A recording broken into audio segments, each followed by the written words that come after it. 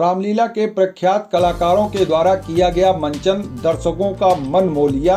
खबर औरैया जिले के थाना कस्बा कुदरकोट से है, जहां श्री रामलीला समिति के तत्वाधान में विशाल धनुष यज्ञ की लीला का आयोजन किया गया, जिसमें प्रदेश के प्रख्यात कलाकारों के द्वारा धनुष यज्ञ की लीला का मंचन किया गया। आपको बता दें कि रामलीला के इस मंचन में रावण और बाणासुर का जोरदार संवाद हुआ। तदोपरांत लक्ष्मण और परशुराम का संवाद हुआ। साथ ही साथ श्री राम के विलाप के साथ लीला का मंचन किया गया। आप तस्वीरों में देख सकते हैं कि रामलीला के मंच पर प्रदेश के प्रख्यात कलाकारों के द्वारा जहां मंचन किया जा रहा है, वहीं सीता स्वयंवर के कार्यक्रम के दौरान सीता ने जैसे ही श्री राम के गले में वरमाला डाली तो दर्शकों ने तालियों की गड़गड़ाहट के साथ कलाकारों का जोरदार स्वागत किया है। आप तस्वीरों में देख सकते हैं कि कलाकारों के द्वारा सीता स्वयंवर की भी लीला को दिखाया जा रहा है। जो गुरु मिले तो भी सस्ता जादू। और किया क्या जा रहा है इस मंच द्वारा? गुरु को ही साबित किया जा रहा है कि तुम्हारा शरीर गिर जाए तो शीश दिया जा रहा है, शीश लिया जा रहा है। तो कथनी और करनी में बहुत बड़ा अंतर दिखाई देता है। अब मैं कहने के लिए विवश हूं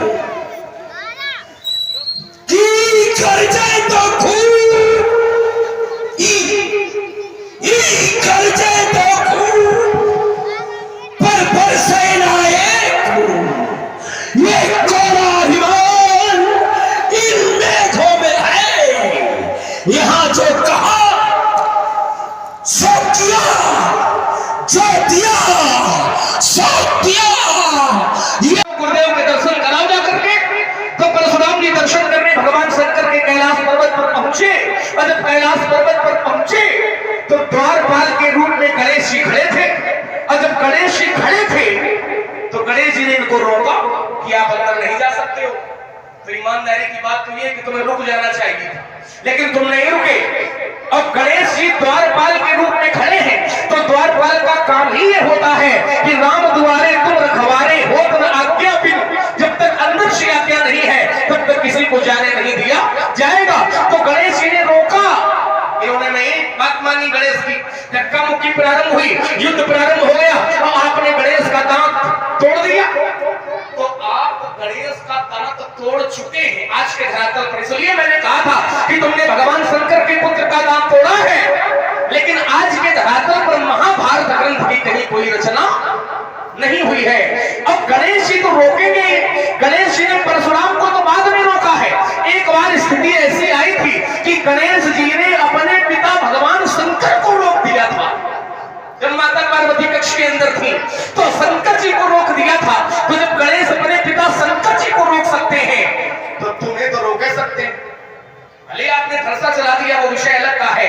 तो उस पर हमने ये आपको तर्क दिया था कि आपने दांत तोड़ करके अपराध किया, तो उस अपराध से बचने का मार्ग कौन सा अपनाया? यहाँ आपका उत्तर नहीं आया। चलिए, है ना। दूसरी बात आपने कहा कि लक्ष्मण शंकर जी भगवान है और भगवान को बुलाया नहीं जाता है, भगवान तो अपने आप आते हैं। ये बात आपकी ठीक आई कि भगवान को बुलाया नहीं जाता है और भगवान बिना बुलाए आ जाते हैं। और शंकर जी हैं भगवान। तो धनुष तोड़ा गया, भगवान जी तेरे बिना बुलाए आते हैं। तो जैसे बिना बुलाए ये आ गए, धनुष टूटना यदि गलत होता तो शंकर जी का आने बिना बुलाए चले आए। जब बिना बुलाए तुम चले आए, धनुष टूटने की ध्वनि सुनी तो बिना बुलाए परशुराम जी चले आए। और धनुष का टूटना यदि गलत होता, धनुष का टूटना यदि अनुचित होता तो भगवान जब बिना बुलाए आते हैं तो फिर भगवान यहाँ का नहीं चले आए। परशुराम को आने की क्या आवश्यकता थी? और आप कहते हो कि भगवान बिना बुलाए आते हैं, लेकिन हमने तो ये जाना है। ये दर्शन करने भगवान शंकर के कैलाश पर्वत पर पहुंचे। और जब कैलाश पर्वत पर पहुंचे तो द्वारपाल के रूप में गणेश जी खड़े थे। और जब गणेश जी खड़े थे तो गणेश जी ने इनको रोका कि आप अंदर नहीं जा सकते हो। तो ईमानदारी की बात तो ये कि तुम्हें रुक जाना चाहिए था, लेकिन तुम नहीं रुके।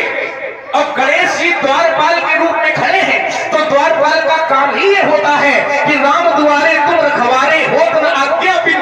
जब तक अंदर से आज्ञा नहीं किसी को जाने नहीं दिया जाएगा।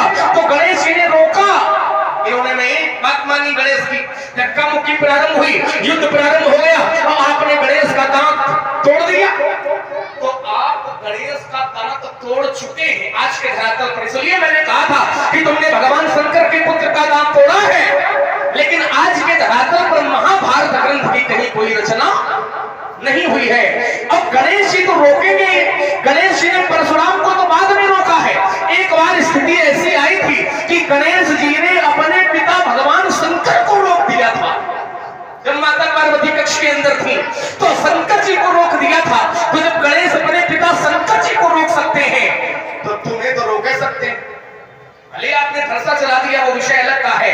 तो उस पर हमने यह आपको तर्क दिया था कि आपने दांत तोड़ करके अपराध किया, तो उस अपराध से बचने का मार्ग कौन सा अपनाया? यहाँ आपका उत्तर नहीं आया, है ना। दूसरी बात आपने कहा लक्ष्मण शंकर जी भगवान है और भगवान को बुलाया नहीं जाता है, भगवान तो अपने आप आते हैं। ये बात आपकी ठीक आई कि भगवान को बुलाया नहीं जाता है और भगवान बिना बुलाए आ जाते हैं, और शंकर जी हैं भगवान।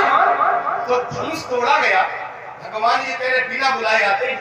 तो जैसे बिना बुलाए ये आ गए, धनुष टूटना यदि गलत होता तो शंकर जी का बिना बुलाए चले आए। जब बिना बुलाए तुम चले आए, धनुष टूटने की ध्वनि सुनी तो बिना बुलाए परशुराम जी चले आए।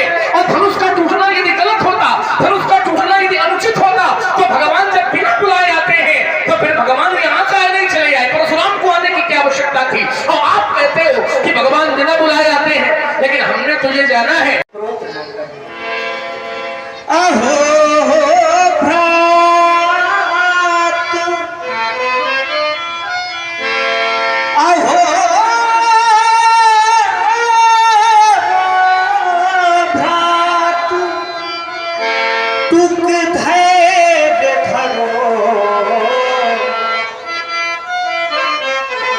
इतना क्या रंग दिखाता है, कभी फूल डाली पर लगते, कभी पतझड़ कहलाता है। हो जाओ भैया तजो क्रोध, इस समय क्रोध में बोलना ही नहीं। साथ हो जाओ भैया तजो क्रोध, इस समय क्रोध में बोलना ही नहीं, बोलना ही नहीं। साथ हो जाओ भैया तजो क्रोध, इस समय क्रोध में बोलना ही नहीं।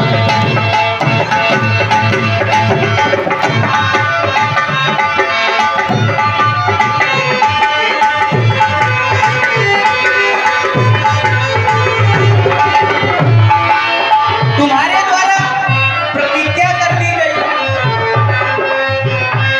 कर जो डाली प्रतिज्ञा धनुष तोड़ दूं, कर जो डाली प्रतिज्ञा धनुष तोड़ दूं। विधि का कोई नियम टूटता ही नहीं, विधि का कोई नियम टूटता ही नहीं। जय मान राम।